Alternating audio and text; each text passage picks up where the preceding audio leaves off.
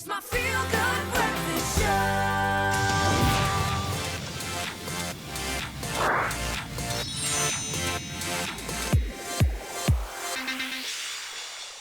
Yes, the man with the master plan and bright yellow hair is back, and that's why I'm smiling, because it's perfect for today's theme. We are celebrating World Creativity and Innovation Day today. So we thought we'd dig into our tech report and take a look at some innovations that we need to be jumping on. And I think most smartphones these days have some sort of voice activation, whether it's Google Assistant, Siri, Samsung's Bixby, but a lot of people aren't sure how to use or why to use voice commands, or how it's useful to them. Well, here are a few things to get you started and get you talking to your device. My problem is I've already personified my device. I've also got Alexa at home now, which has changed the way that I engage with tech. It has.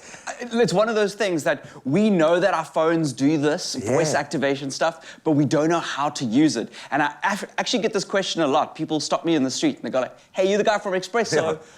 What is this voice activation thing? So I thought it would be really cool to just teach you a little bit of just like the base. Now you can impress your friends today at work or But it's there to make at home. life easier. So let's make people's lives easier, because ultimately that's what innovation is there for. If your hands are busy, it's one of the things I use all the time. I've got a Google Home at home. I use it all the time.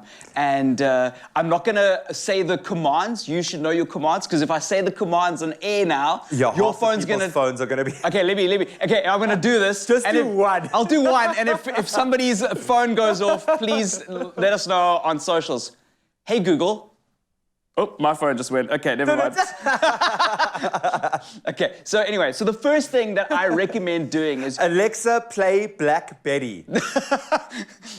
Someone's trying to put their child to sleep and you've just destroyed their morning. Okay, so the first thing I recommend is currency conversion. And it's not just currency conversion, it's any form of weight metric conversion. Okay. So if you are in the kitchen and you're doing a recipe and you've got your phone out and you're full of flour and it calls for 7 ounces of bicarb, so nothing will have 7 ounces of bicarb. But then you can ask your device what that is in grams or in teaspoons. So that I actually use that quite a lot.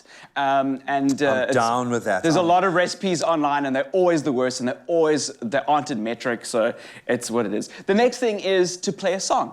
So if you've linked a music service, by default, it will take that music service and play the song from your music service that you request. Like you just did now. Yep. Hey, Alexa, play Betty. No, that is exactly what will happen. So it will find that song and play it for you. So if you are at a birthday party and you want to go like, hey, we need a happy birthday track. Let's kick it into hype, yeah. For Christmas, I don't like Christmas music, but Amber loves Christmas stuff. So then I just was like, play a Christmas playlist, I guess. If you happen to have a 4- or 5-year-old son at home, you can also ask to play other sounds. I'm not going to tell you which sounds, but particular sounds that 5-year-olds will find really, really funny. So it's not just music, okay? You've now ruined more parents' lives this morning.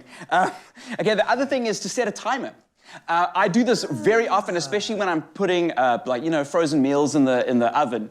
I just want to pick up your phone and then to set a timer can be quite time-consuming, ironically. And even the ones that are on your stove are a little bit cumbersome, or in the microwave. But just by calling to your phone and asking it to set a timer for 30 minutes, you'll get notified with your phone and go like, oh, yes. So I do that all the time. It's my default timer. I don't have to buy a third-party timer. So a lot of chefs will have a separate timer that they bought for like an egg timer. Yeah. This is so much better for that kind of thing. And you can set up multiple ones at the same time, which is right.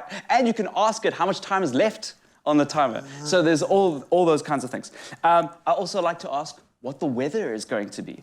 So when I'm getting dressed, sometimes I don't have my phone on me or it's charging in another room, and I've got like my smart speaker, but if you've got your phone on the bed while you're getting changed, just ask it what the weather is going to be, and that will help you get dressed in the morning or find out what's actually going on for the rest of the day, which is I love that. And then finally, we need to smile and laugh every once in a while. And this is when the phone starts to become personified, when you can have conversations with it. Yeah, I thought I'd throw this in because it's fun, but you can ask your smartphone to tell you a joke. So obviously it's useful if you need to be, you need to have a joke ready. Do you know how often we have to tell jokes on this show, dude? So you could just pull it up and ask it a joke. But also it's a nice party trick. So if you've got your phone and people are around, you can be like, tell me a dad joke. Yeah, exactly. And then it'll bring up like a dad joke. You know, we joke about this, but I've been so focused on, now that we're back at work full-time and trying to manage our time working from home and in the workplace in this new dynamic world that we live in, think about it. 5 minutes for each one of these tasks if you're not using a voice command. That's a half an hour out of your day that you've lost staring at your phone while you could be doing something else and just asking it to do it. That's a half an hour over 2 days, an hour and a half over 3 days. You get what I'm saying? Use this innovation because it's there not just today because it's World Creativity and Innovation Day, but every day because it makes your life better.